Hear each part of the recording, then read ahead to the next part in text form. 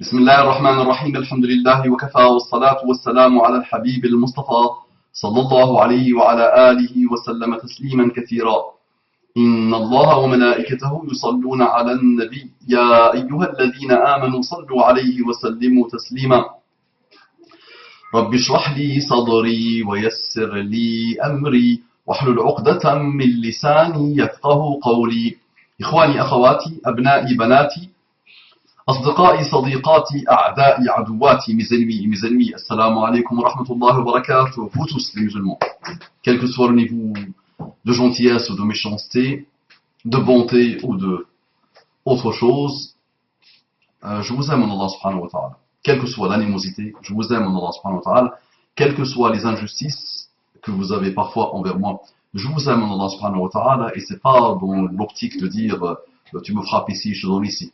C'est dans l'optique d'aimer les frères musulmans et les sœurs musulmanes, les frères et les sœurs musulmans, attention, pas les frères musulmans, ceux de nos amis sectaires.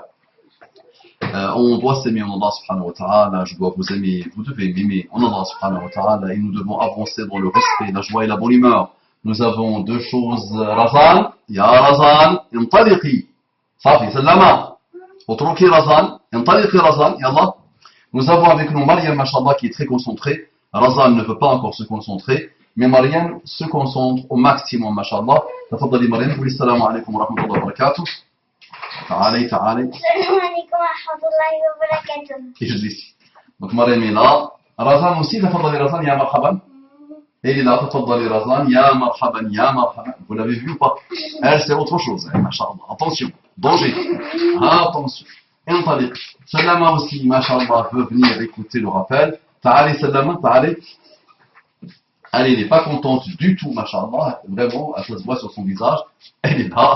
Et Ibtassimi, parce que Razan n'arrête pas de la chercher. Ibtassimi. Salam alaikum. Ijlisi, tafadali. Ahli. Tafadali, ici.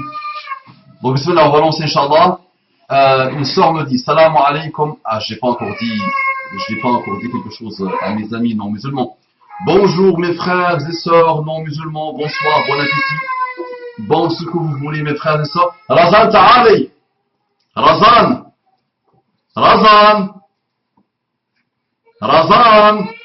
Ça rime avec shaitan. Razan. Ta'ali bunayati. Donc bonjour, bonsoir, bon appétit mes frères et sœurs. Aïe. Ahli. Donc bonjour, bonsoir, bon appétit mes frères et sœurs en humanité, qu'Allah vous accorde la guidée et ses délices. Soyez beaucoup plus malins, beaucoup plus intelligents que Razan et soyez sincères et allez chercher le rappel et allez chercher Allah subhanahu wa ta'ala dans une démarche sincère d'intelligence et de pertinence et de logique. Et vous allez finir par trouver la beauté et la puissance de la parole d'Allah subhanahu wa ta'ala, d'Allah lui-même à sa parole et vous allez enfin vous réconcilier avec Allah, avec vous-même, avec la parole d'Allah, avec le prophète d'Allah, avec l'intelligence pure et la beauté pure de l'islam et de la guidée islamique. On entre directement dans le vif du sujet, sachant que nous avons déjà apprivoisé le vif du sujet. Une sœur me dit, salam alaikum, je me présente, je suis la sœur d'un frère qui vous apprécie beaucoup, qu'Allah le bénisse. Il n'apprécie pas ma personne, il aime le rappel.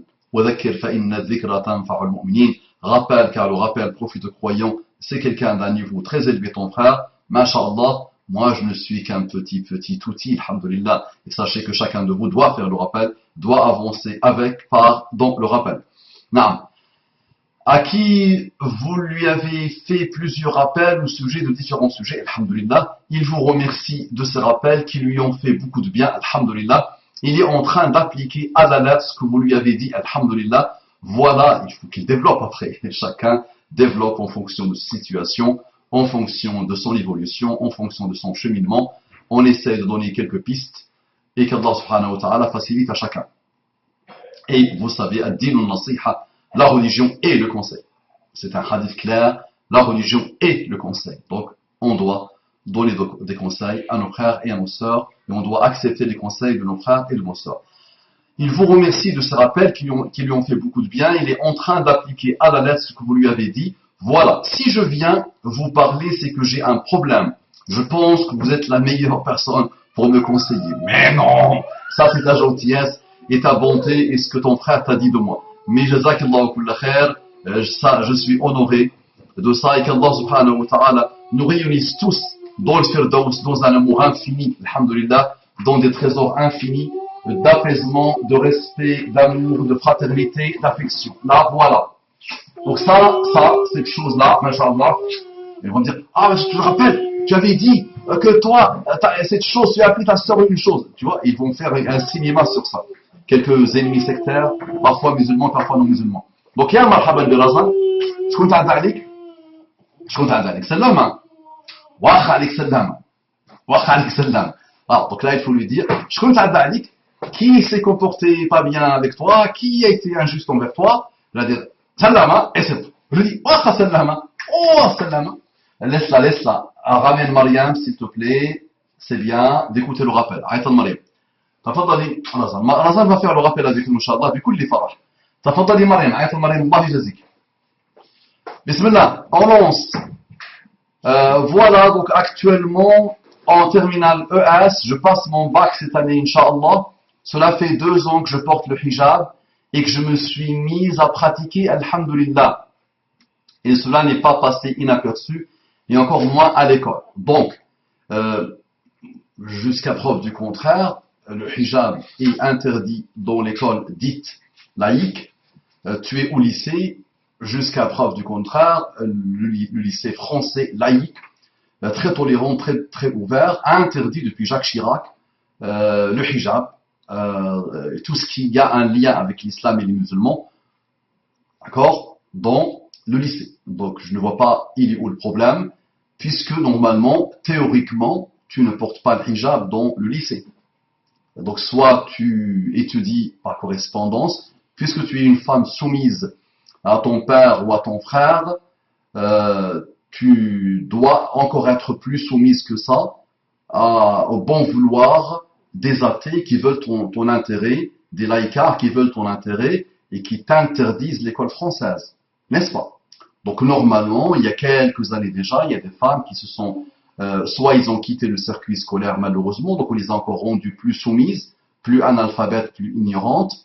On les a empêchées d'avoir les outils nécessaires pour pouvoir échanger, pour pouvoir raisonner un mari ou un père ou un frère malheureux qui veut imposer. Tout ça, c'est de l'humour noir, attention. Nous sommes dans une époque où personne ne peut rien imposer à personne.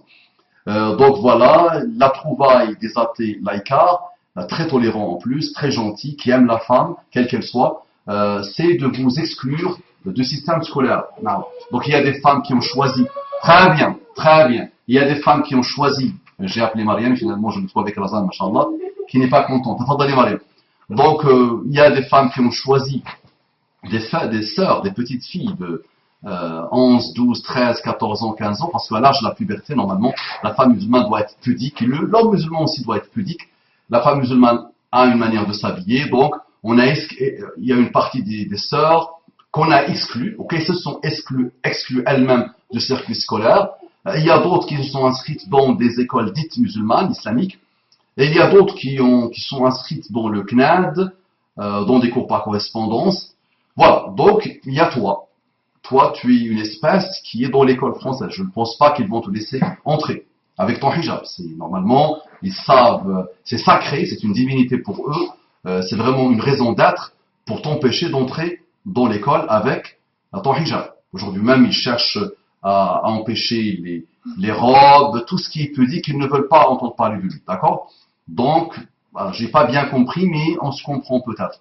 Donc voilà, actuellement, en terminale ES, je passe mon bac cette année, Inch'Allah. Cela fait 2 ans que je porte le hijab et que je me suis mise à pratiquer, alhamdulillah.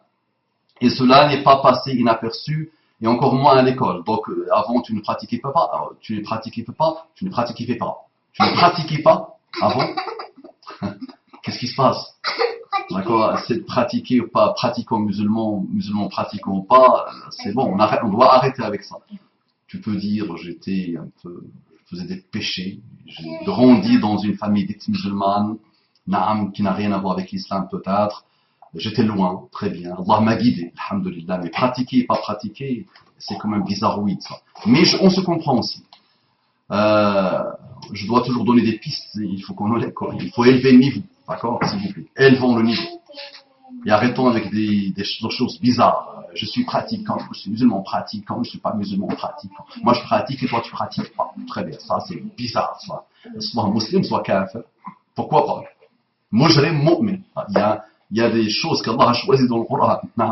Il y a fasiq aussi. Fasiq. Muslim. Il y a munafiq. Il y a mujrim, criminel. Dans le Coran, d'accord? Pratiquants, pas pratiquants, ce sont de nouvelles catégorisations et qui sont dangereuses et qui sont vraiment très bizarres. Naam, très bien. Donc apparemment, tu es dans le lycée français, dans un lycée laïque, naam. On s'est rendu compte que tu portes le hijab, c'est ça? Et là, on te fait vivre l'enfer. Salama, on écoute s'il te plaît, on se concentre au maximum. Tu as voulu assister à ce cours, très bien. Maintenant, tu te concentres au maximum. Parce que quand je suis avec Mariam, elle ne me dérange pas et elle ne me gêne pas. Ça marche, ma fille? Qu'Allah te bénisse. Non. Parfois, l'intransigeance aussi, il la faut. D'accord? Très bien. N'est pas passé inaperçu, encore moins à l'école. Cela donc fait 2 ans également que j'ai presque les mêmes professeurs. Ainsi, certains profs ont donc commencé à me faire des remarques blessantes par rapport à mon voile, entre parenthèses. Certains se permettent donc de me parler mal, voire de me détester sans aucune raison. Donc, voilà. Donc, tu as le hijab à l'école laïque, c'est ça l'histoire. Donc, je suis quand même étonné parce que normalement ils sont vraiment très très solides dans ça, très forts, machallah. La loi c'est la loi. Tu portes le hijab, tu n'as pas le droit de mettre tes pieds dans l'école, n'est-ce pas? Ok, combien même. Donc tu es dans une école qui est un peu ouverte peut-être, qui t'ont laissé entrer avec ton hijab ou que tu as mis peut-être un chapeau, une casquette, un bandana ou autre qui cache un peu tes cheveux. Vous savez, on a aussi résumé l'histoire de la pudeur de la femme musulmane à ses cheveux, sachant que j'ai, moi personnellement, 7 filles par la grâce d'Allah subhanahu wa ta'ala, et j'en aurai d'autres, Inch'Allah, si Allah le veut. Et parfois, ils ont des cheveux jusque-là. Je me dis, subhanallah, est-ce que, finalement, cette histoire de hijab, là, jusqu'à 12, 13, 14, 15 ans, la fille peut avoir des cheveux jusqu'ici. D'accord? Au Mama et Sallama, ils ont des cheveux jusqu'ici. Jusque-là, je descends en bas, vraiment le dos. Jusqu'au hanche, me dit Mariam. Et voilà, il sait pas, tant qu'elle était encore pas pubère, il n'était pas obligatoire qu'elle mette le hijab. Donc réfléchissez bien sur ces histoires de hijab, s'il vous plaît. Et réfléchissez bien à cette importance capitale, subhanallah, qu'on accorde qu'à ça, et on résume notre religion, qu'à la chevelure de la femme. D'accord? La pudeur peut être aussi autre chose, beaucoup d'autres choses qu'on n'a pas encore vues. Attention, ne me faites pas dire que je suis anti-hijab ou contre le hijab. D'accord? Le hijab est une prescription islamique. Toute femme musulmane doit porter le hijab. Celle qui porte le hijab, qu'Allah accepte d'elle, elle a juste commencé. C'est le B.A.B.A, c'est l'alphabet de la pudeur. Celle qui ne le porte pas, elle n'est pas kafira, elle n'est pas shaytana, elle n'est pas marida, elle n'est pas mauvaise. On dit qu'Allah la guide et qu'Allah lui facilite, subhanahu wa ta'ala. Non. Donc voilà, donc tu subis un harcèlement de quelques profs méchants et injustes. Très bien. Ma copine l'a aussi remarqué. C'est d'ailleurs elle qui m'a donc alarmé de la situation. Par exemple, l'année dernière, j'ai pratiquement les mêmes profs cette année, entre parenthèses cette année, que l'année dernière. Elle me dit. 2 de mes professeurs disaient entre elles que j'étais un très gros problème, que j'étais renfermé sur moi-même. Entre parenthèses, elles se méfient de moi car je pratique. Elles se sont plaintes de moi. Naam. Donc, par rapport à la remarque que tu t'enfermes, tu dois leur montrer que tu t'enfermes pas. Va vers elles, Inch'Allah. Invite-les à leur anniversaire. Cherche la date de leur anniversaire et offre-leur des cadeaux. Communique un peu avec elles. Essaie de leur dire que non, tu n'es pas quelqu'un de fermé, quelqu'un d'obtus, quelqu'un de très limité intellectuellement, socialement. Donc essaie de leur montrer que non, tu es très ouverte. La khayra fi man la ya'lafu wa la yu'laf. Donc il n'y a pas de khair dans celui qui ne s'attache pas et à qui on ne s'attache pas. Wa khaliqin nasa bi khuluqin hasan, dit Muhammad sallallahu alayhi wa sallam. Et comporte-toi excellemment bien avec les gens. Naam. Très bien. Donc tu dois aussi leur montrer que tu es une musulmane fière de l'être, une croyante fière de l'être, qui n'est pas qui ne s'enferme pas, qui n'a pas la phobie sociale. Non. Elle se méfie de moi car elles se sont plaintes de moi. Maintenant, c'est quoi l'origine de la plainte? Qu'est-ce que tu leur as fait? Montre-leur que tu n'as rien fait. Et si c'est qu'un problème de hijab et de voile, ce n'est pas à elle de te dire tu as fait ou tu n'as pas bien fait. Chacun s'habille comme il veut. Si elles se sont rendues compte que tu as le hijab à l'extérieur de l'école, ce n'est pas leur problème, tu peux leur expliquer sans être sur la défensive. Tu peux leur dire que c'est la base, c'est l'origine, les chrétiens le portent, les juifs le portent, ça ne pose aucun problème. Jusqu'à très récemment, dans tous les pays musulmans, les femmes portaient même le niqab, le niqab lui-même qui cache le visage, c'est autre chose, mais ça peut être aussi une prescription religieuse pour ceux qui disent que le niqab n'est pas une prescription religieuse, mais au moins le hijab est une prescription religieuse qui a caractérisé la totalité des pays musulmans sur des siècles et des siècles et des siècles. Même la France, quand elle a colonisé l'Algérie, j'ai un beau livre de dessins sur l'Algérie française, et on a des époques, on a des années, on a des images, la totalité des femmes sont dans une pudeur totale, dans un hijab total, subhanallah. D'accord? À l'époque, peut-être, ça ne dérangeait pas beaucoup de monde, ou ils ont réussi finalement leur vraie colonisation, qui est aujourd'hui d'empêcher le hijab définitivement et de faire haïr le hijab et de faire par les musulmans et les non-musulmans. Non. Très bien. Elles sont, je ne comprenais pas vu que je ne causais aucun problème. Or, je fais partie de très bons élèves de ma classe. Bon, une élève brillante, machallah. Une élève comprend que l'athée, l'homme blanc, le seigneur, machallah, considère soumise à un père, soumise à un frère, soumise à un mari. Elle a 16 ans, 17 ans. Et donc, on la considère soumise, donc on la soumet encore à plus. On lui fait vivre l'enfer. Très bien. J'avais de très bonnes moyennes l'année dernière, alhamdoulilah. Voilà, donc elle est différente de ces jeunes de banlieue qu'on appelle racailles, qui n'ont même pas le BUP, qui passent leur temps à dealer, qui passent leur temps à piller, qui passent leur temps à voler. Une femme exceptionnelle, machallah, une jeune fille exceptionnelle, une erreur statistique, parce que ce qui caractérise ceux qui se prennent pour des musulmans pour l'homme blanc, c'est le viol, c'est la méchanceté, c'est l'agressivité, c'est une banlieue délabrée. On les présente comme ça dans les médias.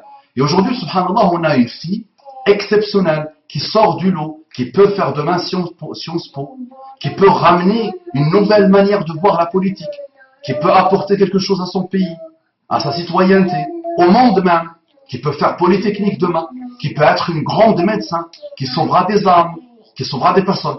Mais non. Ah non. Non. Elle porte le hijab, elle est pudique, elle a choisi l'islam. Très bien, non. Il faut pas. Il faut, elle aussi, qu'elle ressemble à d'autres qui n'ont pas le BUP, qu'on doit mettre dans la banlieue, qu'on doit entasser, qui remplissent les prisons françaises. Non. On doit les laisser comme ça. Il faut qu'elle évolue comme Hasna Etboul Hassan, la cousine de celui qui a voulu tuer la France et les Français et les Belges. Donc voilà, il faut qu'elle meure dans une explosion. Il faut qu'elle passe sa vie entre les maisons de la DAS, les familles d'accueil. Il faut vraiment qu'elle passe sa vie dans les boîtes de nuit. Il faut qu'elle soit dans la débauche pour qu'elle soit une musulmane respectable. Pourquoi pas? Très bien. Razan, Tafa Osma'i Bonegati. Je sens clairement que je ne suis pas traité de la même façon que les façons. Tu as voulu dire que les autres. Et ça me blesse, car moi je veux que étudier. Vous voyez, donc une femme, mashallah, qui nous rappelle la civilisation musulmane en Andalousie, à Cordoba, ça nous rappelle la civilisation des musulmans à Bagdad, ça nous rappelle une femme, mashallah, d'un très grand niveau. Elle ne demande que apprendre. Elle ne demande que l'instruction. Elle ne demande que connaître Voltaire, connaître Diderot. Elle veut connaître Rimbaud. Elle veut connaître Hemingway. Hein? Elle veut connaître George Sand. Elle veut connaître d'autres. D'accord? Elle veut connaître Hugo. Elle veut vraiment s'instruire. Elle veut découvrir le siècle de lumière. Elle veut vraiment confronter la beauté, la puissance de la pensée des siècles de lumière à la pensée archaïque de son père et de son frère. Mais vous voyez, au lieu de profiter de ça, vous l'empêchez. Elle veut aussi vous aider à réformer votre école. Elle veut aussi vous aider à ne plus aller dans l'impasse avec le système d'enseignement. Elle peut vous apporter des choses demain à l'avenir. Mais non. Non. Très bien. J'ai donc suivi certaines remarques de certains profs concernant mon voile. Par exemple, nous étions en train de tourner une vidéo et ma prof a répété à plusieurs reprises: nous ne verrons ni ton visage, ni tes cheveux, nous ne verrons que tes mains. Et cela, elle l'a dit à plusieurs fois. Très bien. Comme si ce que je faisais, ma manière de pratiquer la religion, était poussée à l'extrême dans la manière qu'elle le disait. Voilà, ça rabaisse, ça dénigre, ça joue la maline. C'est le prof normalement qui doit donner l'exemple. D'accord? Qui doit donner l'exemple, qui doit instruire, qui doit apprendre à l'autre, qui doit rassurer l'autre, qui doit donner des pistes de réussite à l'étudiant, à l'enfant, à l'adolescent. Mais non, la Miss utilise ses connaissances, son savoir, son habilité, sa manipulation pour bousiller le moral à une jeune femme qui a une autre manière de voir les choses. Pourquoi pas? Et de vivre dans la vie, de vivre une religiosité, de vivre une foi. Très bien. Et était poussée à l'extrême dans la manière qu'elle le disait. Comme si, très bien, sachant que, comme si, donc j'étais une extrémiste de plus, j'ai d'excellentes notes. Elle rappelle encore qu'on la prend pour une extrémiste, terroriste malheureuse, alors qu'elle est bien, alors qu'elle est respectueuse, alors qu'elle a d'excellentes notes. Et certains profs, pour rabaisser ma moyenne, s'acharnent contre moi et se permettent de me mettre des 0 sur 20 sans aucune bonne raison. Donc une élève brillante, on profite de son statut de professeur pour injustement lui mettre 0. Non, pourquoi pas? Razan, vraiment, il me perturbe, les amis, mais on fait un effort. Wallahi, j'essaie de faire un effort parce que là, il n'est pas content du tout de Razan. Qu'est-ce qu'elle veut, ma fille Razan? Masha'Allah, Masha'Allah. Ça fait khalou alaykoum Razan. Je vis ça comme un acharnement, sans compter que ma prof principale me parle continuellement sèchement et méchamment. Elle saute sur la moindre occasion pour me faire la misère. Alors qu'avec les autres, c'est le contraire. Non. Donc un harcèlement moral continu. Imagine un adulte qui subit un harcèlement moral en continu. Il y a des gens qui se sont suicidés. Il y a des gens qui sont tombés dans des dépressions nerveuses. Il y a des choses il y a des gens qui sont mis en arrêt maladie, à cause de l'harcèlement. Et là aujourd'hui, on fait subir des choses très lourdes par des adultes à une femme, une jeune femme, une adolescente. Subhanallah, très bien. Alors qu'avec les autres, la maîtresse est gentille, bien. Pourquoi pas? Pour conclure, j'ai clairement l'impression qu'on ne me traite pas comme les autres élèves. Les profs se sont clairement, je pense, passé le mot sur moi, car je suivis plusieurs remarques sur mon voile, sans compter que d'autres profs se permettent de porter de fausses accusations sur moi. Comme quoi, il faut se méfier de moi, parce que je suis à fond sur la religion. La seule manière par laquelle j'essaie de me défendre est de riposter avec mes notes. Je ne sais pas comment réagir. Barakallahu fik d'avoir lu mon message. Non. On doit maintenant le voir autrement. Un peu. On doit toujours essayer d'équilibrer. Donc si ce que tu racontes est vrai, si les professeurs traitent vraiment comme ça avec toi, si toi tu n'as pas été comme ces jeunes-là aujourd'hui qui commencent à menacer, qui commencent à lancer le mot kuffar contre tout le monde, à lancer voilà la Syrie, voilà vous faites ça. Voilà. Si vous n'êtes pas dans un processus malheureux de méchanceté, que nos amis non musulmans appellent radicalisation, c'est de la méchanceté, c'est de la non-connaissance de l'islam, c'est la non-connaissance de tout. Ce sont des gamins frustrés à mort qui ne connaissent rien à rien. Si tu n'es pas dans cette manière de faire, c'est-à-dire si tu es la musulmane respectable et respectueuse, qui veut travailler, qui veut avancer, qui veut s'instruire, et qui subit tout ça, la réponse doit être quoi? Doit être jeune femme, il ne faut pas se laisser faire. Donc tu dois fixer chaque prof, soit lui envoyer un courrier, très respectable, je demande à un adulte, même un juriste de te le faire, ou avant de parler de juriste, tu essaies d'aller voir la personne la plus sage de ton école, le proviseur, un professeur respectable et respectueux, et tu dis voilà, tel prof, je peux vous ramener des témoignages, voilà, on me traite de cette manière, on se comporte avec moi de cette manière, on m'applique l'harcèlement, d'accord, on applique du harcèlement moral sur moi, d'accord, tu dois trouver des solutions, il ne faut pas se laisser faire. Tu peux, avant de rien faire, aller vers chaque professeur, s'asseoir, à l'extérieur de l'école s'il le faut, discuter, expliquer. Vous me prenez peut-être pour quelqu'un de radicalisé, qui veut tuer, qui veut massacrer, qui veut partir en Syrie, qui veut faire exploser des bombes, qui ne comprend rien à rien, qui est frustré à mort. Je vous informe que non. Non. Voilà, je vous le dis, non. Je suis quelqu'un de respectable, quelqu'un de juste milieu, quelqu'un de sage, quelqu'un d'apaisé, quelqu'un qui aime la paix dans le monde, quelqu'un qui respecte tout le monde. Naam, mashallah razan, mashallah, je suis presque en train de regretter ça, razan, mashallah. Voilà l'enfant, et l'innocence de l'enfant, mais parfois il nous perturbe, l'innocence des enfants. Donc voilà, si c'est ça, et moi il ne faut pas se laisser faire. Maintenant, à chaque chose que tu vas faire à l'avenir, il faut réfléchir et vérifier si tu es apte à recevoir des coups. Parce que si tu es dans un lycée où tout le monde est athée à l'infini, et tout le monde est tolérant à l'infini, et tout le monde est laïcard à l'infini, et tout le monde est dans un sectarisme malheureux à l'infini, wallah, ils vont s'arranger pour te bousiller la vie. Et si tu n'es pas doté de capacités psychologiques, tu tomberas rapidement dans des dépressions nerveuses, et là, on ne s'en sortira pas. Donc à toi de te vérifier. Tu peux te dire, il me reste quelques mois, malgré toutes les ruses, malgré toute leur méchanceté, j'aurai mon bac, Inch'Allah, et je réussirai ce que je voudrais. Jusqu'à là, ils n'ont pas encore réussi à supprimer le hijab, à supprimer la pudeur de l'université et des grandes écoles d'ingénieurs, et je vais patienter, l'endurance. Soit, et c'est ça mon conseil à moi, step by step.